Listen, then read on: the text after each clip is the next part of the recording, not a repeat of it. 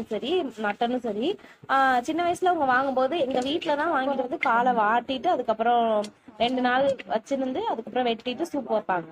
இப்பெல்லாம் பாத்தீங்கன்னா கடையிலேயே நீட்டா ஒரு சின்ன அந்த முடி கூட இல்லாம நல்லா கருக வாட்டிட்டு சூப்பரா கிளீன் பண்ணி கொடுத்துட்றாங்க. அதுக்கப்புறம் வந்து மட்டன் நெஞ்செலும்பு வாங்கிட்டு வந்திருந்தாங்க. சரி, ஆட்டுக்காலை கூட நம்ம அப்புறமா வச்சுக்கலாம், கொஞ்சம் 2-3 நாள் கழிச்சு கூட வச்சுக்கலாம், இப்போதைக்கு இந்த நெஞ்செலும்புல நல்லா மிளகு தட்டி போட்டு சூப் வச்சு குடிச்சா ரொம்ப நல்லது அப்படின்னு சொல்லிட்டு சண்டே வந்து நம்ம நெஞ்செலும்பு சூப் வச்சு சாப்பிட்டுக்கலாம் அப்படின்னு சொல்லிட்டு செய்ய ஆரம்பிச்சாச்சு. இது பார்த்தீங்கன்னா 1/4 கிலோக்கு கொஞ்சம் கூட இருக்க நெஞ்செலும்பு எங்கள் ஊரில் வந்து 200 ருபீஸ்க்கு நாங்கள் வாங்கினோம். காலுமே அதே மாதிரி தான், 4 கால் வந்து 200 ரூபாய்க்கு கொடுத்துருந்தாங்க.